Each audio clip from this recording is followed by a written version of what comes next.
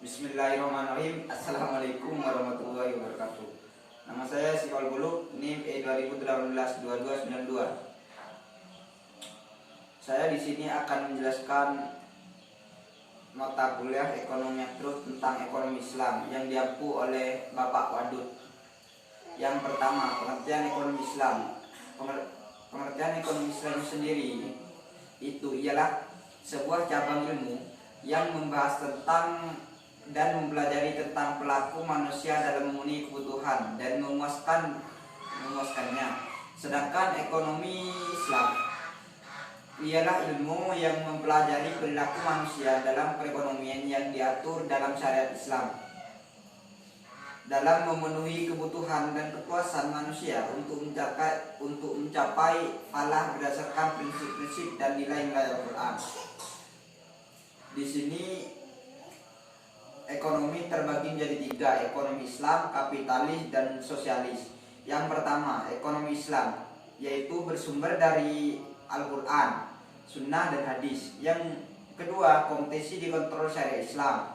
Yang ketiga, pengakuan kepemilikan individu dan umum secara nisbi.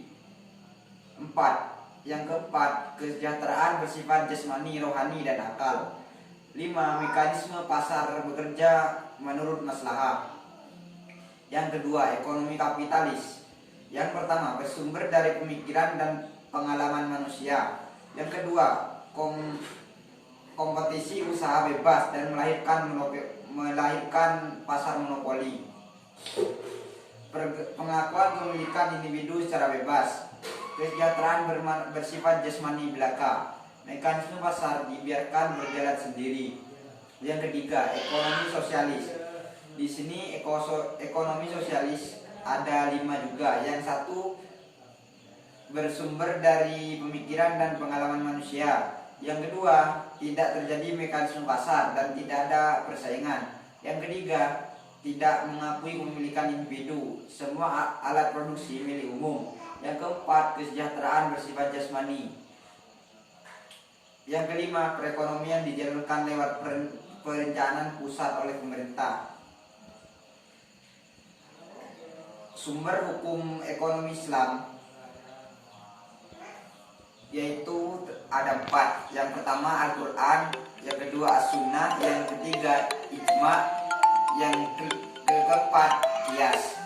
Dasar-dasar ekonomi Islam. Yang pertama Tauhid atau keesaan Allah. Yang kedua As-Siddiq dan amanah atau kejujuran dan tanggung jawab.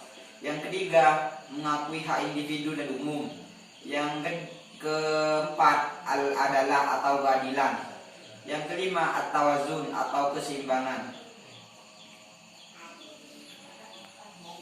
Prinsip-prinsip ekonomi Islam yaitu yang pertama maisir, yang kedua goror, dan yang ketiga riba.